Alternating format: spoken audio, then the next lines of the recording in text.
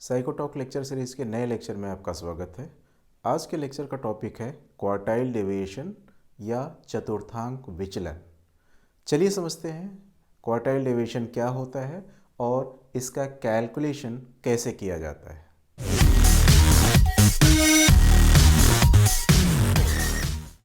Quartile deviation एक ऐसा माप है जो किसी भी डिस्ट्रीब्यूशन में 50% अंकों का प्रतिनिधित्व करता है। इंटर क्वार्टाइल रेंज के अंतर्गत किसी भी डेविएशन के 50% स्कोर्स स्टैंड करते हैं, 50% स्कोर्स रहते हैं। क्वार्टाइल डेविएशन वेरिएबिलिटी का एक इम्पॉर्टेंट मेजर है। क्वार्टाइल डेविएशन को डिफाइन करते हुए कहा जा सकता है कि द क्वार्टाइल डेविएशन और Q is 1/2 the scale distance between 75th and 25th percentile in a frequency distribution। अर्थात एक आवृत्ति वितरण में चतुर्थक विचलन 25वें और 75वें शतांशी मान की आधी दूरी होती है। क्वार्टाइल डेविएशन या Q को कैलकुलेट करने का जो फॉर्मूला यूज़ किया जाता है वह है Q is equal to Q3 minus Q1 divided by 2। Q3 और Q1 कैलकुलेट करने के लिए अलग अलग फॉर्मूला ग्रुप डेटा और अनग्रुप डेटा के लिए यूज़ किया जाता है। चलिए एक एग्जांपल लेते हैं और एग्जांपल के थ्रू समझते हैं कि अगर हमारे पास अनग्रुप डेटा है उसका QD या क्वार्टाइल डेविएशन हम कैसे कैलकुलेट करेंगे, और अगर हमारे पास ग्रुप्ड डेटा है मीन्स फ्रीक्वेंसी डिस्ट्रीब्यूशन में आपको डेटा मिला हुआ है तो उसका Q कैसे कैलकुलेट करेंगे।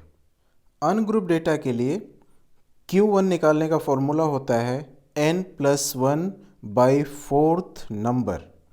यह फॉर्मूला हम तब यूज़ करते हैं जब हम अपने स्कोर्स को एक सीरियल में अरेंज कर लिए होते हैं। और अनग्रुप डेटा के लिए Q3 निकालने का फॉर्मूला है 3 multiplied by n+1 by 4th score. चलिए एक एग्जाम्पल के थ्रू समझते हैं कि अगर हमारे पास अनग्रुप डेटा है तब हम उसका क्वार्टाइल डेविएशन कैसे कैलकुलेट करेंगे। मान लीजिए हमारे पास कुछ स्कोर्स हैं लाइक 6, 3, 9, 9, 5, 7, 9, 6, 8, 4, 8, 5, 7, 9, 3, 2, 9, 5, 7। सबसे पहला स्टेप इसमें यह होगा कि हम जो हमारे पास नंबर्स हैं उसको एक सीरियल ऑर्डर में अरेंज कर लें। जब हम इन नंबर्स को सीरियल ऑर्डर में अरेंज करते हैं तो हमारा नंबर हो जाता है 2, 3, 3, 4, 5, 5, 5, 6, 6, 7, 7, 7, 8, 8, 9, 9, 9, 9 एंड 9। यहाँ n 19 है, मतलब 19 संख्याएं हमारे पास दी हुई हैं। पहले Q1 कैलकुलेट करते हैं। फॉर्मूला था n+1 by 4th number. n हमारा 19 है, +1 is equal to 20, 20 by 4 is equal to 5th score.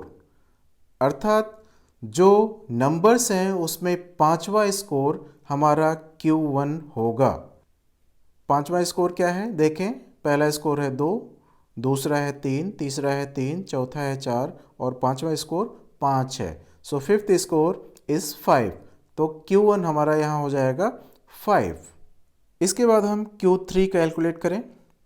Q3 का फॉर्मूला था 3 multiplied by n+1 by 4th number.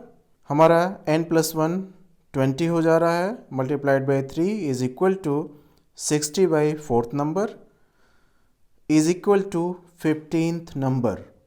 जो हमने अरेंज किया था उसमें 15th नंबर हमारा Q3 होगा।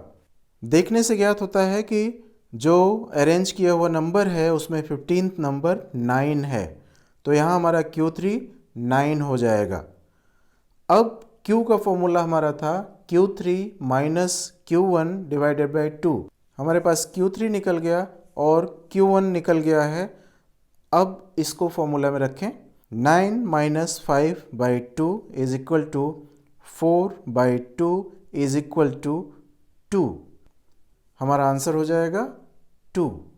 इस प्रकार से हमारे पास कोई नंबर हो और उनका क्यू कैलकुलेट करना है या चतुर्थांक विचलन या क्वार्टाइल डेविएशन कैलकुलेट करना है, तो पहला स्टेप हमारा ये हो जाता है कि जो नंबर्स दिए हुए हैं उनको हम सीरियल ऑर्डर में अरेंज कर लें। अरेंज करने के बाद हम पहले उसका Q1 निकाल लें, फिर Q3 निकाल लें और फिर उसके बाद उन नंबर्स को फॉर्मूला में रखकर क्वार्टाइल डेविएशन कैलकुलेट कर लें, जैसा कि एग्जाम्पल में हम लोगों ने देखा। आगे बढ़ते हैं और ये देखते हैं कि अगर हमारे पास ग्रुप्ड डेटा हो, क्लास इंटरवल्स और फ्रीक्वेंसीज हमको दी गई हों, तब हम उसका क्वार्टाइल डेविएशन कैसे निकालेंगे। ग्रुप्ड डेटा के क्वार्टाइल डेविएशन के कैलकुलेशन के लिए Q1 का फॉर्मूला होता है L प्लस ब्रैकेट में n/4 minus capital F divided by small f multiplied by I, और Q3 का फॉर्मूला होता है L plus 3n/4 minus capital F divided by small f multiplied by I। अगर हमको Q1 का कैलकुलेशन करना है तो सबसे पहले हम n/4 देख लेते हैं। मीन्स फ्रीक्वेंसी का जो टोटल है उसको 4 से डिवाइड कर लें, जो नंबर आता है वह n/4 हो जाएगा। इसके बाद हमको L की वैल्यू देखनी है। L का मतलब होता है उस वर्गांतर की लोअर लिमिट जिसमें Q1 स्थित है। यहाँ सबसे पहले हमको करना क्या होता है कि हम नीचे से आवृत्तियों को जोड़ते जाएं और यह देखें कि n/4 हमारा किस वर्गांतर में आ रहा है। यहाँ n हमारा 60 है, n/4 15 होगा, तो नीचे से आवृत्तियों को जोड़ते जाइए और देखिए कि 15 किस वर्गांतर में आ रहा है। अगर हम यहाँ देखें 2 + 5 = 7, 7 + 7 = 14 और 14 + 9 हम करते हैं तो हमारा n/4 आ जाता है। इसका मतलब है कि Q1 हमारा 45 to 49 इंटरवल में स्थित है। अब L चूँकि जिसमें Q1 है उसकी निम्नतम सीमा चूँकि Q1 45 से 49 के बीच है, इसका मतलब है कि इसकी निम्नतम सीमा 44.5 हो जाएगी, जिसको कि पहले ही हम लोगों ने समझा हुआ है। F का तात्पर्य है कि जिसमें Q1 स्थित है उसके नीचे की वर्गांतर की आवृत्तियों का योग। हमारा Q1 स्थित है 45 से 49 में, उसके नीचे की आवृत्तियों का अगर हम योग कर देंगे तो कैपिटल F निकल जाएगा। मीन्स 2 + 5 + 7 = 14, हमारा F हो जाएगा 14। स्मॉल f का मतलब होता है कि उस वर्गांतर की आवृत्ति का मान जिसमें Q1 पड़ता हो। Q1 चूँकि 45 से 49 के बीच है, उस वर्गांतर की आवृत्ति 9 है, तो यहाँ Q1 हमारा हो जाएगा 9। I का मतलब है कि वर्गांतर का आकार। वर्गांतर का आकार आप देखें 5 का है, क्योंकि 30, 35, 40, 45, 50 5 का गैप है, 5 का रेंज है, तो वर्गांतर का आकार 5 है, 5i हो जाएगा। n ऑलरेडी दिया हुआ है। अब हमारे पास सभी वैल्यूज़ आ गई और उसको फॉर्मूला में रखकर हम Q1 कैलकुलेट कर सकते हैं। फॉर्मूला में रखते हैं वैल्यूज़ को। L + n/4 minus capital F divided by small f multiplied by I = 44.5 + 60 divided by 4 minus 14 by 9 multiplied by 5 = 44.5 + 15 minus 14 by 9 multiplied by 5 = 44.5 + 1 multiplied by 5 divided by 9 = 44.5 plus 5 by 9 = 44.5 plus 0.55 = 45.06। अब हमारा Q1 का मान निकल गया। अब हम Q3 calculate करते हैं। प्रोसेस यही रहता है। हम इसमें सिंपली ये देख लेते हैं कि 3n/4 किस वर्गांतर में स्थित है। चूँकि n हमारा 60 है तो 3n/4 means 60 multiplied by 3 divided by 4 is equal to 180 by 4 is equal to 45. So 3n/4 यहाँ 45 हो जाएगा। अब नीचे से आवृत्तियों को जोड़ते जाइए और देखिए कि 45 किस वर्गांतर में आ रहा है। अगर हम नीचे से जोड़ते जाएं 2 + 5 + 7 + 9 + 14 + 9 करते हैं तब वो 45 क्रॉस करता है, अर्थात हमारा Q3 55 और 59 के वर्गांतर में स्थित है। चूँकि हमारा Q3 55 से 59 के वर्गांतर में स्थित है तो हमारा L यहाँ हो जाएगा 54.5। F जिसमें Q3 स्थित है उसके नीचे की आवृत्ति का योग, मीन्स 55 और 59 के नीचे के जो वर्गांतर हैं उनकी आवृत्तियों का अगर आप योग करें 2 + 5 + 7 + 9 + 14 इज इक्वल टू 37। तो कैपिटल F हमारा यहाँ हो जाएगा 37। स्मॉल f मीन्स जिसमें Q3 स्थित है उस वर्गांतर की आवृत्ति। Q3 हमारा 55 से 59 के बीच है, उसकी आवृत्ति 9 है, सो स्मॉल f हमारा 9 हो जाएगा।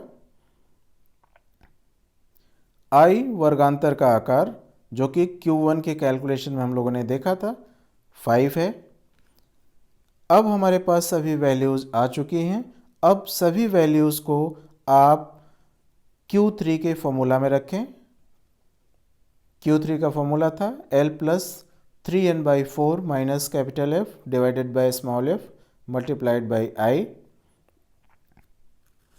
Is equal to 54.5 plus 60 multiplied by 3/4 minus 37 divided by 9 multiplied by 5 is equal to 54.5 plus 180 by 4 minus 37 divided by 9 multiplied by 5 is equal to 54.5 plus 45 minus 37 divided by 9 multiplied by 5 is equal to 54.5 plus 8 multiplied by 5 divided by 9 is equal to 54.5 plus 4.44 is equal to 58.94।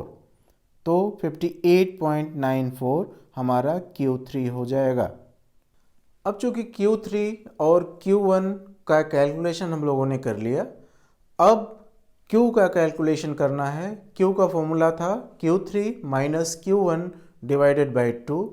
अब Q3 और Q1 की value रख कर उनका योग कर divided by 2 कर लेते हैं तो क्वार्टाइल डेविएशन आ जाता है। यहाँ Q3 की वैल्यू थी 58.94, Q1 की value 45.05 divided by 2 is equal to 58.94 minus 45.06 divided by 2 is equal to 13.88 divided by 2 is equal to 6.94। यह 6.94 हमारा क्वार्टाइल डेविएशन हो जाएगा। इस प्रकार से ग्रुप डेटा और अनग्रुप डेटा का क्वार्टाइल डेविएशन हम कैलकुलेट कर सकते हैं। तो मेजर्स ऑफ वेरिएबिलिटी या विचलनशीलता के माप का एक माप था क्वार्टाइल डेविएशन, जिसको आज हम लोगों ने समझा। वेरिएबिलिटी के दूसरे मेजर्स भी हैं जिसको आगे के वीडियोस में हम लोग समझेंगे। तो आज का लेक्चर यहीं समाप्त करते हैं और मिलते हैं अगले वीडियो में मेजर्स ऑफ वेरिएबिलिटी के दूसरे माप के साथ। तब तक stay safe, learn psychology, enhance your life and always respect your parents. Thank you.